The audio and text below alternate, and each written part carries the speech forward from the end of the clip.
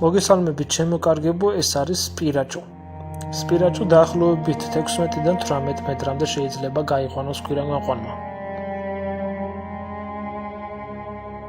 სპირაჭუში პირველად ვიწყებთ ლერსის აყრას. შემდეგი ეტაპი კი ჩარჩოების გამოღებაა. ჩარჩოების გამოღება ყველაზე რთული პროცესია, როდესაც ჩარჩოს იღებს შესაბამისად ჭერი დაბლა იწევს.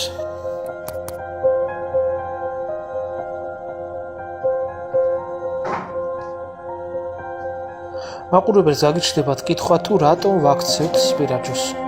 ყოველი გაყვანილი სპირაჭუ უნდა დაწვეს, ანუ უნდა დავაქცევთ. ჭერი უნდა დავიდეს დაბლა.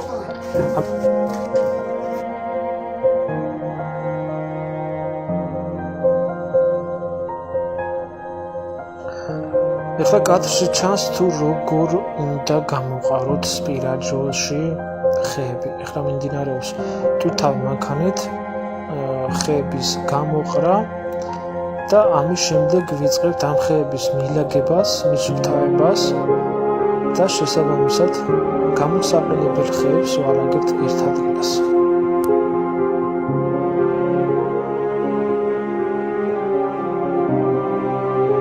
სპირაჭუს გასუფთავების შემდგომ ვიწყებთ ახალი სპირაჭუსათვის მოხოვნის დაგებას.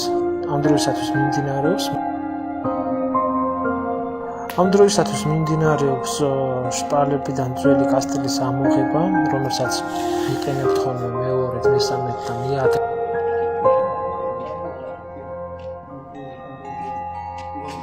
სპირაჭუს მიმართულება დამოკიდებულია თუ როგორ დავაგებთ მოხოვს, როგორ მიმართულებას მიცვით მას.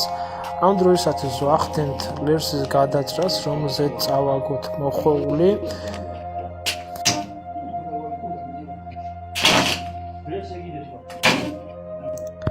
სამთავროებისთვის ყოველთვის უსაფრთხო გარემო იქნება მაშინ, როცა გვერდში ყავს გამოცდილი და ამავდროულად ის გამოცდილი ადამიანი არის კეთილშობილად განწყობილი შენს მიმართ, მოსამსახურეების მიმართ და საქმის მიმართ.